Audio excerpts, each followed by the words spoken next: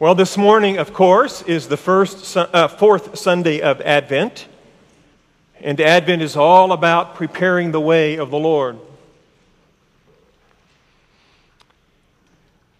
The last couple of weeks, I have invited us to think about how we can do that in the warp and woof of daily life in which we all live, 21st century life, not first century life. And I've invited us to think about how we do that as a community of faith together. That 2 weeks ago, I reminded us to ponder all the ways that we serve and to be present to the truth that we really do, in many ways, give our life in service, and that as we are present to that, we can open ourselves to the coming of the Lord as we model or follow His model of self-giving love. And then last week, I asked us to think a little bit about what we do as a congregation together. And as I walked away from last week, I thought, I could have been heard as self-promoting or self-congratulating. That's the last thing that was on my mind. What I wanted us to do was to really be aware of the extent to which, as a community, we gather together and we together serve. And as far as we can tell, just the mission ministries that St. Barnabas is involved in, our members are involved in something like 31,000 hours of service in the year 2011. And we'll serve something like 32,000 people. Isn't that amazing? And to be aware of that so that we recognize this is who we are, a people of service, and to be inspired and encouraged and continue to participate in a life of service. That service bestowing the favor and the goodness and the abundance of God on those in need. Now this morning, I want to take us to a little different dimension of that with Mary as our guide.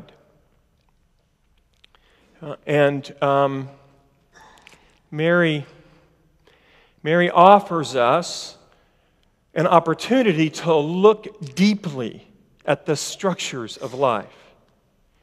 And let me just start by saying that it is my experience that we're all part of a world that is lurching forward into what God has for us.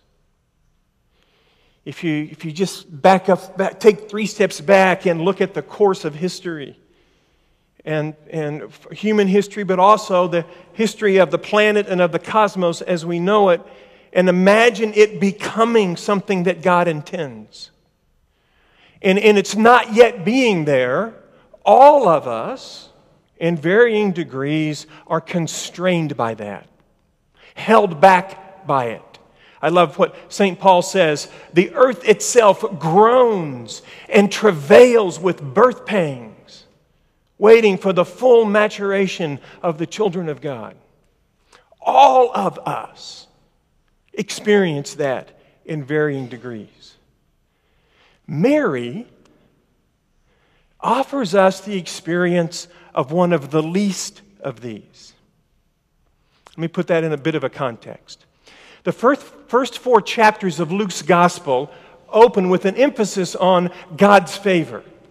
10 different Greek words and phrases are in those 4 chapters announcing the favor of God. God's favor, God's pleasure. The angel said to the shepherds in the field, God is well pleased with humanity. The same Greek word that the voice from heaven speaks to Jesus at His baptism in the 3rd chapter of Luke, you are my beloved Son, with whom I am well pleased. The angel appears to Mary and says, rejoice, favored one. The angel appears to Zechariah, the father of John the Baptist, and says, God has heard your prayer. That is, you've been favored. And so, without me going into all the details, it's Zechariah and Elizabeth, the mother and father of John the Baptist. It's John the Baptist. It's Mary, the mother of Jesus. It's Jesus. It's the prophet Simeon and the prophetess Anna in the temple. All of them receiving announcements of God's favor. And each of them, in their own way, is a model of a person prepared to respond to this bestowal of God's favor. Luke describes them all as people of prayer, as devout and faithful people, so that when the time comes and God is saying, I am well pleased, the time has come, I'm releasing favor, at least these people are prepared to cooperate with the favor that they're receiving from God. And all of that is in these first 4 chapters. It ends, actually, that whole emphasis ends with Jesus' first sermon in the synagogue of Nazareth. And he's almost quoting Mary. Not exactly, but the themes are the same. The Spirit of the Lord is upon me to set the captives free, to preach good news to the prisoners, to open the eyes of the blind, to proclaim the season of God's favor. In the Magnificat, Mary will say, Blessed is the Lord who has shown favor on his humble servant. Blessed is the Lord who has raised up the poor. Blessed is the Lord who has raised up the oppressed. Blessed is the Lord who has brought down the mighty and the arrogant. Blessed is the Lord who has helped the Lord's servant Israel. It's all about the time of God's favor. Now, Mary. As far as we can tell, the research that I did, as far as we can tell, Mary would have been about 11 years old. Roman law said that the minimum age for a woman for marriage was 12. And Jewish custom was that they would typically get married around 12 and a half. Now, we don't know the specifics of Mary. I can only tell you the custom of the day. So Mary would have probably been about 11, betrothed to Joseph. Betrothal usually was about a year, and then she would have been married in her 12th year.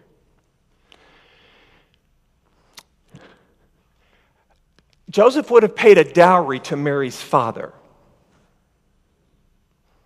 I'll let you connect the dots. The reason that they got married so young was so they could have more time to serve their husbands. Are you with me? Thank you. I was waiting for you to get it.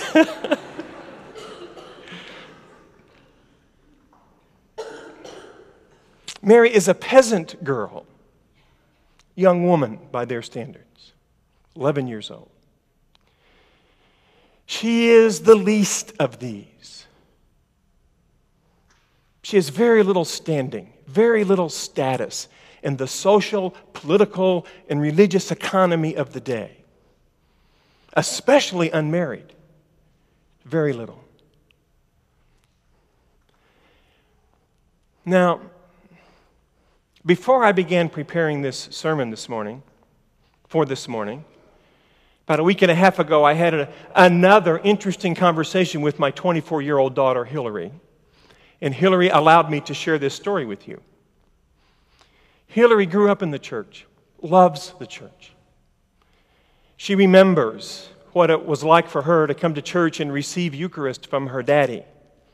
Her Eucharist was unlike anybody else's Eucharist. As a 4, 5, 6, 7-year-old girl kneeling at the altar and her daddy coming down the altar rail to give her the wafer and place a kiss on the top of her head. Hers was a unique Eucharist. She remembers that in her childhood, she would go to sleep being held in the arms of God the Father every night. That was how she went to sleep.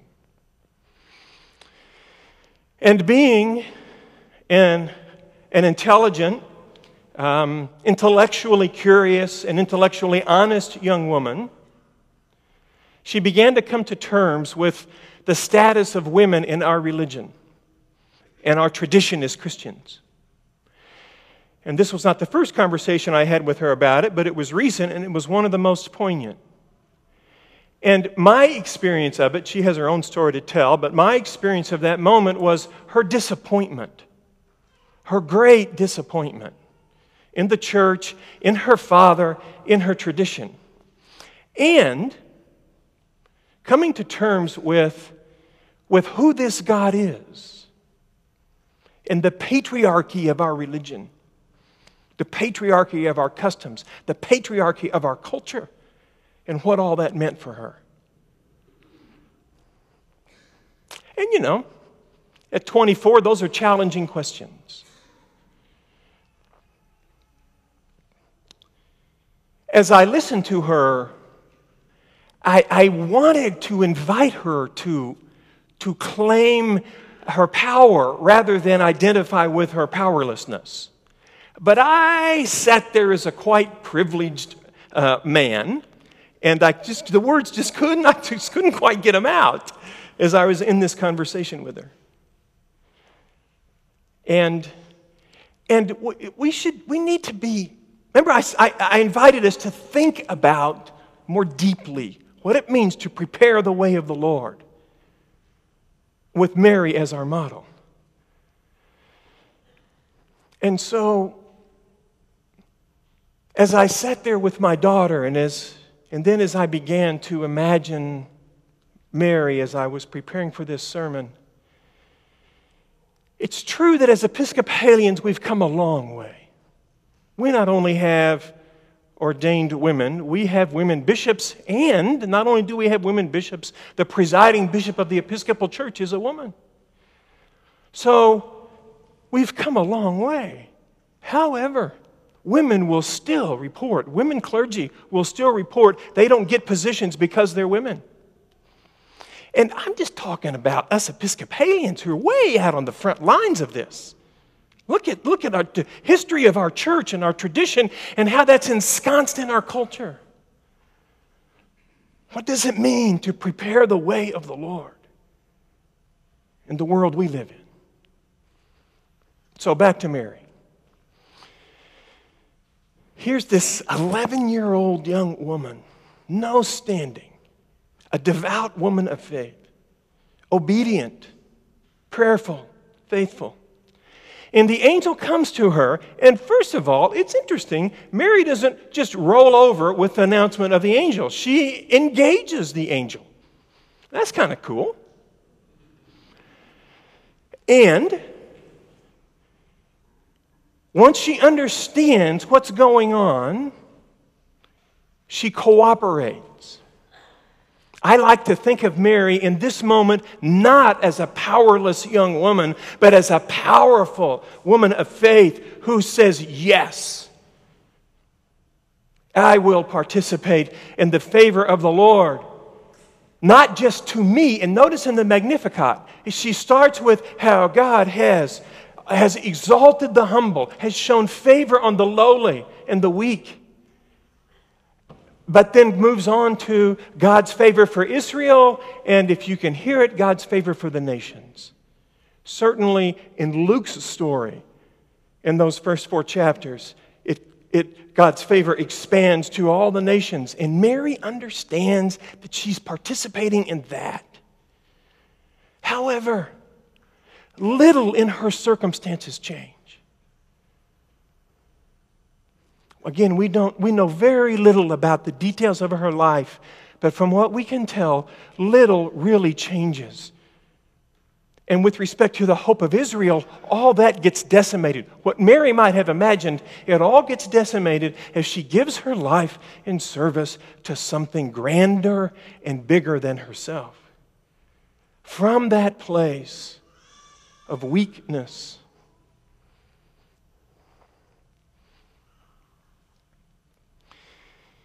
Zechariah, Elizabeth, John the Baptist, Mary, Jesus, Simeon, Anna, all are prepared and say, yes, I will cooperate with the favor of God coming to me and then through me beyond into the nation of Israel and all the nations. And then Jesus preaches his sermon at the synagogue of Nazareth. And he ends the sermon with two stories of Israel's history. They're both stories of the goodness of God going to the Gentiles, the benevolence of God going beyond Israel to all the nations. And his hearers refuse to hear. They see themselves as the privileged, and they refuse to let that favor of God go beyond them to the unprivileged. And they actually try to kill Jesus in that moment. And of course, it wasn't his time, and so they were not able to kill him. He slipped away.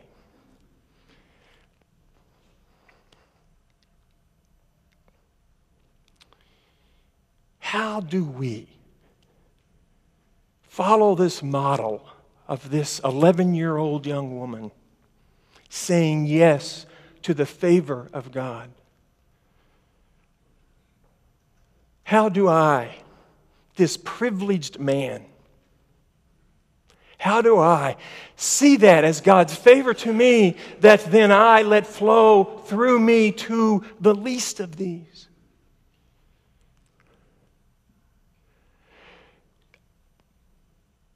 I too am constrained by an incomplete system, an incomplete society, an incomplete world, an incomplete religion. I too am oppressed and constrained and confused and struggle. And I have the opportunity to claim power and favor and say, yes, I will bestow this favor on the least of these. Always. Read the Old Testament prophets, watch the ministry of Jesus. It always starts with the least of these. However you might understand that, it invites us to receive this favor and then let it flow through us to the least of these, and in that prepare the way of the Lord.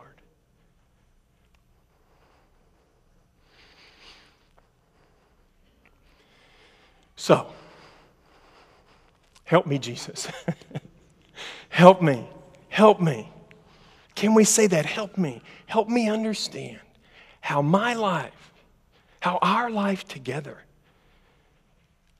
can be about assisting this earth, God's creation, in lurching forward into possibility, hope, promise, freedom, benevolence, favor, goodness for the least of these.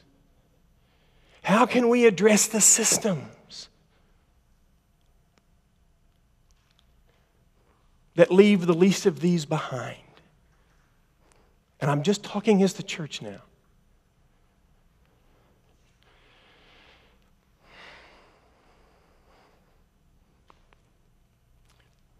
Advent prepares for the coming of God's greatest gift. God's promise of God's favor. God's declaration of God being well pleased with the human family, so much so that God could become one of us, become among us, become incarnate, and invite us in receiving that favor and that grace and that goodness to cooperate with that favor being bestowed upon all, beginning with the least. Amen.